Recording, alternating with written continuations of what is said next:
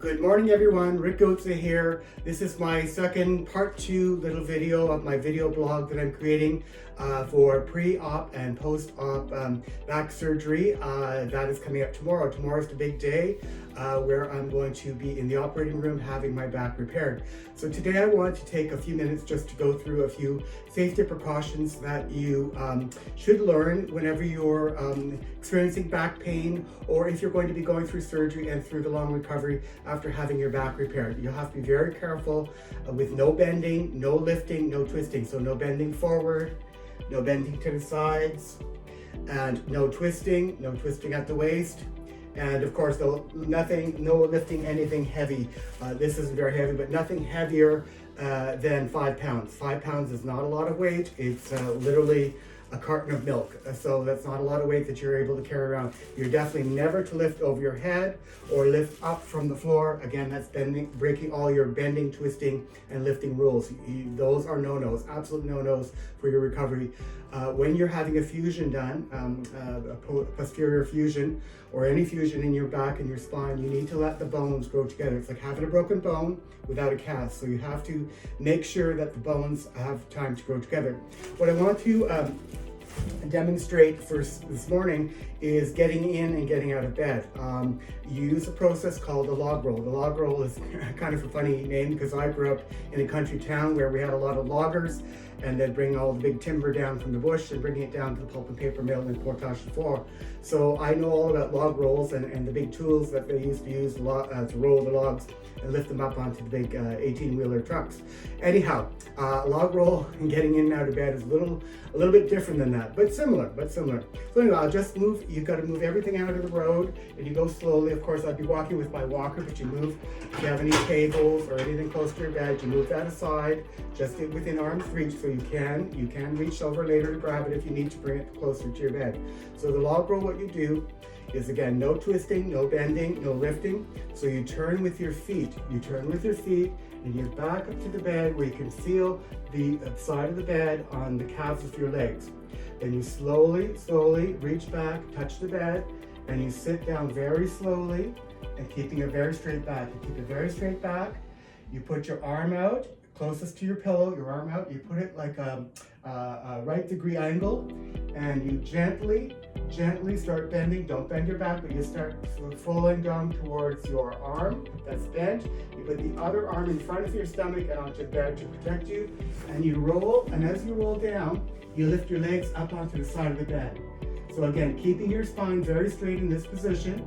What you're going to do next is you're going to hold your core muscles together as much as you can, and you slowly roll over like you're a log. And then you put your feet straight onto the bed. Again, if you want to turn to the other side, similar process. You lift one leg and then the other very slowly. Put your arms on your chest and roll like a log. You roll like a log until you place yourself properly into bed.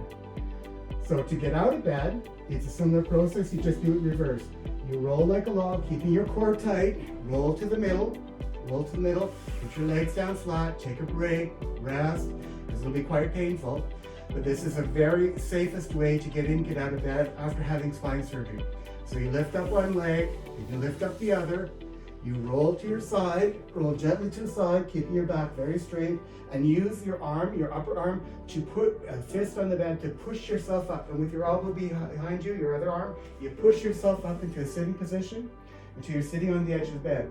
Then you walk yourself on your butt, walk yourself forward a little bit until your feet touch flat on the floor. Once they're touching flat on the floor, keeping your back very straight, push yourself up with your legs and your arms, not with your back. This is how to use the log roll to get in and get out of bed.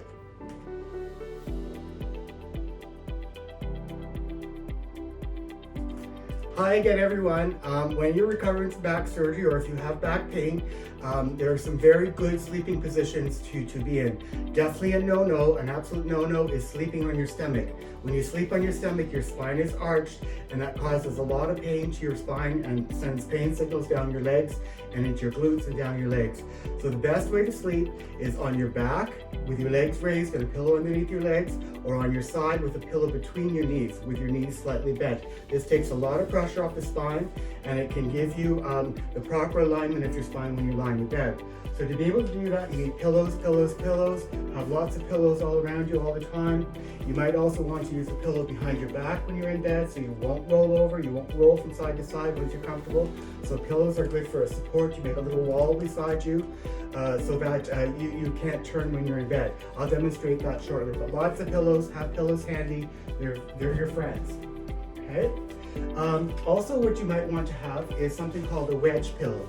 A wedge pillow is one that eventually, when you're a little bit stronger, you'll be able to sit up. This one comes in a square, but it's folded. It's actually a big wedge. See how I fold it? It's a big wedge cushion, and this is placed. You remove your normal pillow that you sleep with, and you place it up at the head of your bed, and it's for sitting in bed. So if you want to eventually be strong enough to sit up in bed, you can put this wedge pillow at the top of your bed like this. And again, the same, sitting first, legs back to the side of the bed, sit down gently, holding you with your arms, boosting yourself onto the bed, slowly, slowly, and again, leaning to the side until you're against your pillow, raising your legs and turning your hips and shoulders at the same time. So again, in this position, you have a little bit of a sitting up. It's good for watching TV, reading your book, watching a movie on your iPad, playing with your phone, whatever it might be. Something to help you pass the time. Unfortunately, for recovery, you have to spend some time in bed. It's not recommended to spend a lot of time in bed, only the time you need to rest, but you need to get up and walk. You need to walk often as you can. Of course, there will be bathroom duty and eating, so those are definitely great occasions to get up and walk. So again, to get up, legs up, knees to the side, hips and shoulders, same alignment, sit up, stand up very slowly, keeping it straight back. So again, that's using the big wedge pillow to be able to sit up in bed. It's a great tool. Next is when you're sleeping, like I said before, I'm going to demonstrate now the best way to sleep in bed with back pain or after having back surgery is definitely to put a pillow under your knees if you're on your back or between your legs when you're on your side. So again, I'm going to back up to the bed, sit down gently, push myself up by using my arms, keeping my back very straight. This arm goes down, the other arm in front of me to hold myself. I go down slowly onto the bed. Again, shoulders and hips aligned. You log roll onto your back, And now if I'm going to stay on my back, you take a nice pillow and you simply lift your legs gently, put the pillow on your legs and relax. By lifting your knees like this, it puts your hips or your hip girdle in the right position so that it does not put pressure on your lower spine. So again, it turns your pelvis, pelvis, there you go, turns your pelvis to the right position for sleeping. Now, if you prefer sleeping on your side, that is also allowed. You're allowed to sleep on your side. Then you lift your legs gently, pull out your pillow from under your legs, turn log roll to the side. Simply lift the top leg a little bit and gently tuck the pillow between your legs. This is one of the most comfortable ways to sleep because again, your spine is completely aligned and it can heal even when you're resting, when you're lying down, when you can sleep. So this is one of the best ways to sleep is sleeping on your side, one pillow only under your head. Never stack your neck with two pillows because that'll put pressure on your spine. Only one pillow under your head. And again, the pillow between your knees. So again, to get up, you lift the one leg, you remove your pillow, log roll to the back, knees down, rest, knees up, log roll to the side, use your arms to push yourself up into a sitting position. Again, keeping those shoulders and those hips aligned, back very straight. Move yourself gently forward till your feet are flat on the floor, and then you would grab your walker or your cane or what have you, and you would stand up slowly, keeping your back very straight. Again, some safety tips to help you if you're dealing with back pain or if you are going to be going through spinal surgery and you'll need to have these tips and tricks when you are in recovery mode. Thanks.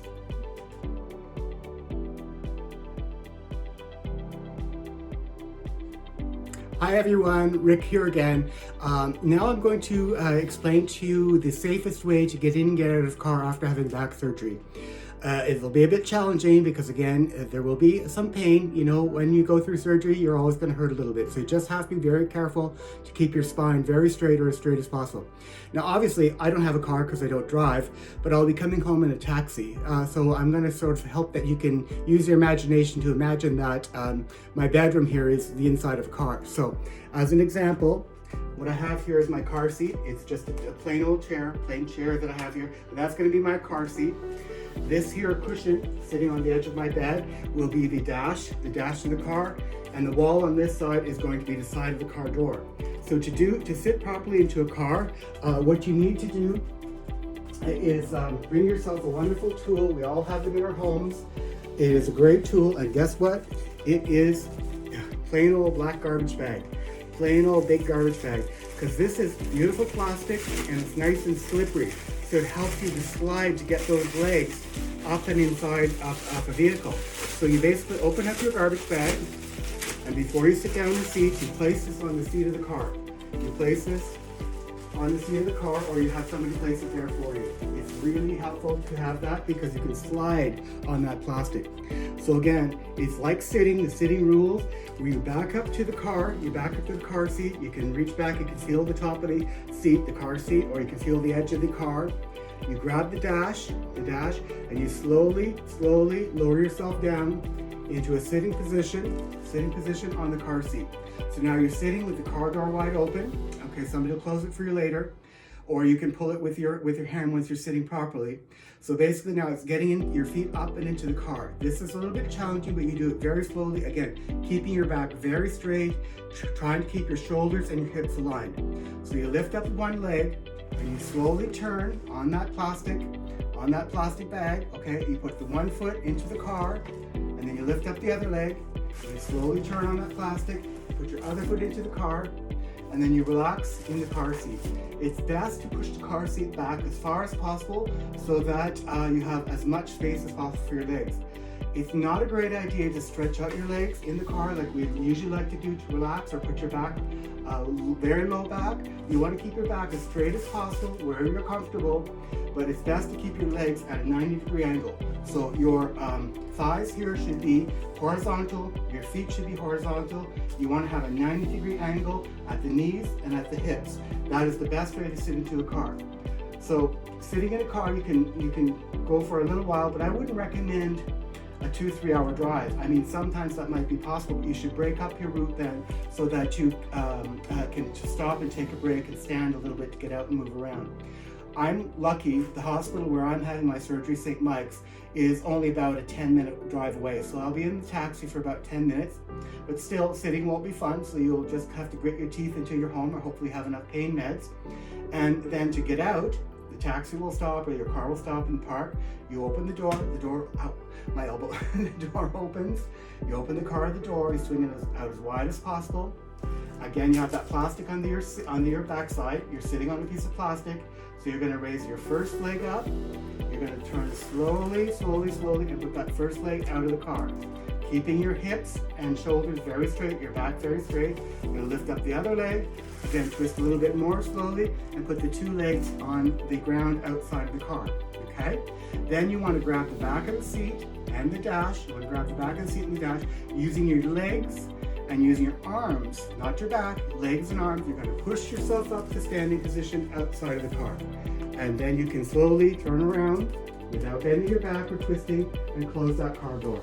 Again, these are safety tips to help you get in and get out of a car seat. So hopefully this is helpful for you. It's definitely what I've been practicing, because very soon, within a few days, I'll be having to do this. And I want to make sure that I know how to do it in advance. My surgery is tomorrow. I expect to spend 3 to 4 days in the hospital, and then I'm coming home. They don't keep you very long in the hospital anymore. So I need to make sure that I have everything ready here at home, and of course I need to get home, which means taking a taxi. Anyhow, hopefully this little video will help you if you ever are faced with a similar situation. Rick here, bye for now.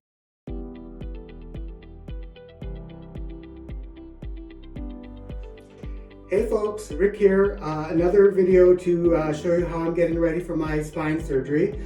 Spine surgery is tomorrow, so I've got to be very careful today to make sure that I do everything possible not to get ill, or to ensure to do everything possible not to have an infection while I'm in the hospital. And for that, you need to prepare by taking 2 showers. So the first thing first is you've got to ensure you have very clean bed sheets. You change your bed sheets before you go to bed tonight. You want to sleep in clean bed sheets, clean pajamas, clean underwear, whatever you wear to bed. If you wear nothing, that's okay too. Just make sure you're clean. So again, everything needs to be as clean as possible to avoid having any bacteria on your skin, so that you won't have an infection during your operation. So what they recommended to me is this particular shower. It's a shower gel, shower cream. It is an antibacterial shower cream or gel that I'll use, and you have to take 2 showers with this. Use half the bottle on the night before your surgery, and half the bottle the morning of your surgery. So tonight is my shower night, and I'm going to be using half of this bottle to wash myself completely. And then tomorrow morning I'll take a second shower with the other half of the bottle to make sure I've had 2 showers with this disinfectant, this bacteria killing, it kills all the bacteria on your skin, special soap that you buy at the hospital. Again, what else do you need to do? Definitely clean towels, 2 clean, like whatever. If you've been using the towel like for a few days, put it in the wash, take a brand new clean one tonight when you take your first shower, take another clean towel tomorrow morning when you're taking your second shower. Use 2 face cloths. One is for your body, one is for all your body, your head, your face, and so on. Do not use that same face cloth. Use a second face cloth for your body parts. And what I mean by your body parts are your genitals and of course your backside. You do not want to be washing with the same cloth your body parts and the rest of your body. So what you need to do is shower first, wash your head, torso, arms, wash your legs and feet, put away that face cloth, and then finally wash your private parts, your backside, and of course your genitals. So you want to be very careful not to mix the 2. You want to do that last. You want to wash your backside and your privates last, okay? So to prepare the shower, what I've done is I've got myself a few tools. I have this shower washing tool, which is basically a bit of a scrub brush. It's a scrub brush on the end of it. So later on, after surgery, when I can't bend, I'll be able to reach my legs to be able to wash my legs and my feet while I'm in the shower. Because again, I can't twist or I can't bend. I'll just put this shampoo aside just a sec. And it's also, you can reach as high as possible. You can wash up to your waist, okay? And you wash all your body half. Your top half you wash with your face cloth. You wash with a face cloth and so on. Don't twist your back. Don't twist your back again. You can use a back brush or a back scrubber to wash your back, okay? Because you do not want to twist your shoulders too much or your back too much when you're taking a shower. Safety precautions always in a shower. So we didn't have a bar in our shower, but I bought this suction cup one. It's very strong. It's actually on there, very strong. It's not permitted to hold your whole body weight. So you can't rely on it to hold you from falling to the floor. This will not do. You need one bolted into your joist if you actually want to have that kind of. But I'm careful, and our bathroom, our shower floor is not slippery, so I'll be fine. But this is just enough for balance. It's to hold on to for balance again, because you're not to twist your shoulders or your spine. You're not to twist when you're in the shower. You're not to bend forward when you're in the shower. So again, something to hold on is very important, and that's why I installed this little bracket that you buy at any drugstore or any pharmacy. You can find them for sure. So again, a few tools. The washing scrubbing brush, they come in different varieties of lengths. This is a long one because I'm fairly tall to be able to wash my feet, and a bar. And don't forget, if you're having surgery, you need to be clean, clean, clean. So to kill all the bacteria, on your skin, you need to use this particular Dexidin 4 solution, body wash is what they call it. Okay, so again, hopefully you find this little video helpful. Take care.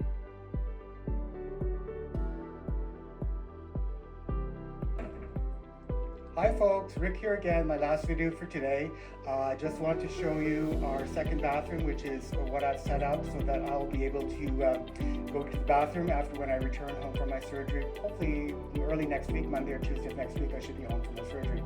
So with the no bending, no twisting, no lifting precautions, I find going to the bathroom the most challenging. Of course, you'll also be on some pretty strong pain meds, and as we all know, pain meds makes you constipated. Constipated is terrible.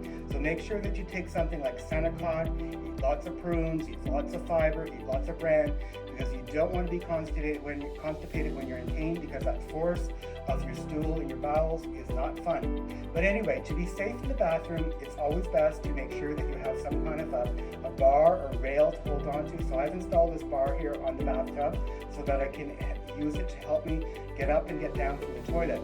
I've also bought myself a bathroom brush. It's not a brush, a bathroom toilet paper holder. And this little holder helps you to be able to clean your backside without bending or twisting, because there's none of that reaching behind like we normally do to do our bathroom duty. And also too, I bought this extended toilet seat. It raises up my toilet seat a little bit, and it's up to go for the deluxe model, which also has a bidet in it. I'm not used to using a bidet, but you know what? I've found that it really helps a lot. It helps you to keep your bottom clean, especially when you can't reach back there yourself to give it a good cleaning. So definitely a taller toilet seat, because it's going to be hard to sit low. So I've raised up the toilet seat, and I also installed a bidet feature.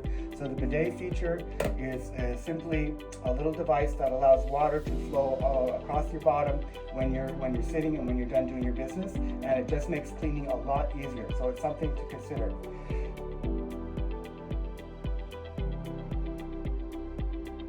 Hi everyone, Rick here again. So the last little video is I want to sort of demonstrate how to use this tool. It's to help you when you can't bend or twist or your back to do your bathroom duty.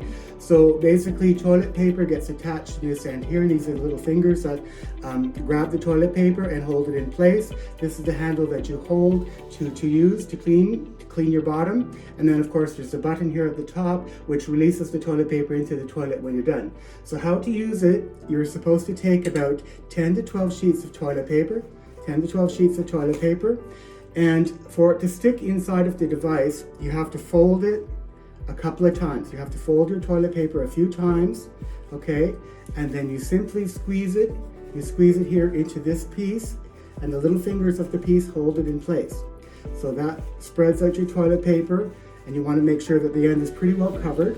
So you just squeeze it in here like this, and then your toilet device is ready to be used. So basically, what you do is you take your toilet wiper and you stand straight with your back. You put it between your legs, and you clean as much as you can, as much as possible using this. Sometimes you'll have to use a second sheet of toilet paper, and that's okay. That's okay. Sometimes it takes more. And so to dispose of the toilet paper on your cleaning tool, you simply bring it over to the toilet, bring it close to the toilet, and you push the button on the end, and it releases the toilet paper into the toilet. It's always wise to keep this very clean, because you want to avoid infection. So after every use, you should wash it with soap and water and let it hang up to dry. Put a little hook on mine so I can hang it on a hook on the wall and let it hang up to dry so you can use it next time. Again, toilet helpers in the bathroom, a bar in the bathtub to help you get up and down, a bidet toilet if you want to use one or try it. I think it's great. And of course, a toilet tool to help you wipe yourself after going number 2. So hopefully this little video helped you. Take care. Bye-bye.